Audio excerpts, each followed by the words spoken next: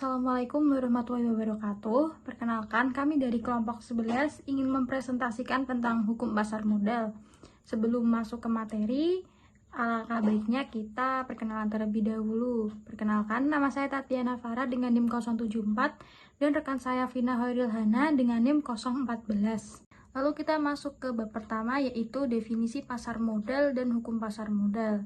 Jadi, definisi pasar modal adalah kegiatan yang berhubungan dengan penawaran umum dan perdagangan efek, perusahaan publik yang berkaitan dengan efek yang diterbitkannya, serta lembaga dan profesi yang berkaitan dengan efek. Lalu, definisi hukum pasar modal yaitu hukum yang mengatur hubungan hukum antara investor atau yang memiliki dana dengan emiten atau yang membutuhkan dana melalui bursa efek sebagai media tempat bertemu. Lalu lanjut ke bab 2, yaitu konsep hukum pasar modal. Pasar modal bertindak sebagai mediator kepentingan investor dengan perusahaan ataupun institusi pemerintah. Untuk mencapai titik keseimbangan antara hak dan kewajiban, keduanya harus ada hukum yang mengaturnya, yaitu hukum pasar modal atau capital market law. Lalu yang bab ketiga, yaitu fungsi dan peranan pasar modal. Fungsi pasar modal ada 6. Yang pertama, sarana menghimpun dana-dana masyarakat untuk disalurkan ke dalam kegiatan produktif. Lalu yang kedua, mempertinggi alokasi sumber produksi. Yang ketiga, sebagai alternatif investasi bagi pemodal. Lalu yang keempat, mendorong terciptanya kesempatan berusaha dan sekaligus menciptakan kesempatan kerja. Lalu yang kelima, menekan tingginya bunga menuju suatu rate yang reasonable. Lalu yang terakhir, sumber pembiayaan yang mudah, murah, dan cepat bagi dunia usaha dan pembangunan nasional. Sedangkan peranan pasar modal ada 4, yaitu alternatif investasi, penyehatan usaha, sarana divestasi, dan yang terakhir sebagai sumber pembiayaan.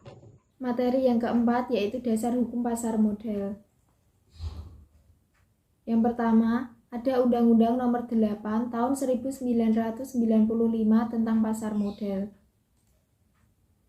Yang kedua, PP Nomor 45 Tahun 1995 tentang penyelenggaraan kegiatan di bidang pasar modal.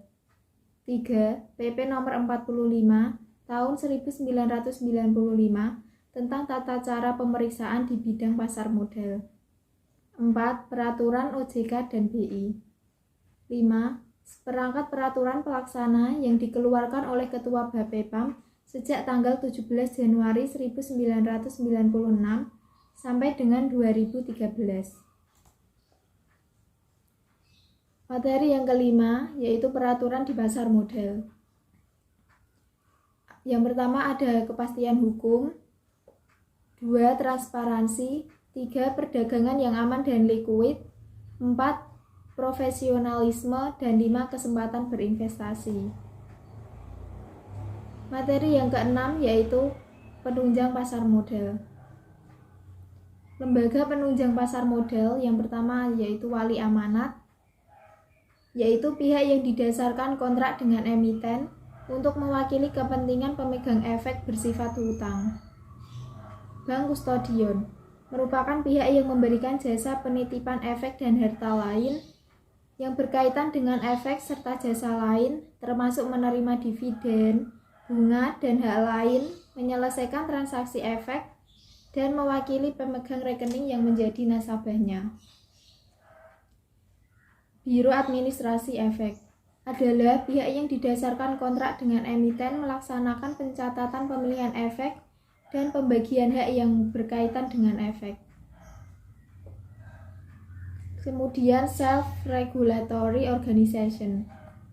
Bursa Efek merupakan lembaga yang menyediakan fasilitas untuk mempertemukan penawaran jual dan beli efek antara berbagai perusahaan atau perorangan.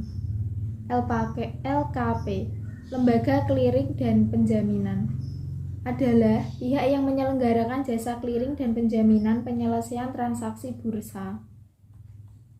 LPP, Lembaga Penyimpanan dan Penyelesaian, yaitu pihak yang menyelenggarakan kegiatan kustodion sentral bagi bank kustodion, perusahaan efek, dan pihak lain.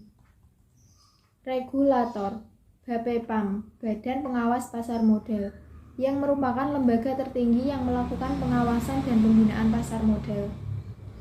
Sekian presentasi dari kelompok kami. Mohon maaf apabila ada kesalahan dalam pengucapan. Wassalamualaikum warahmatullahi wabarakatuh.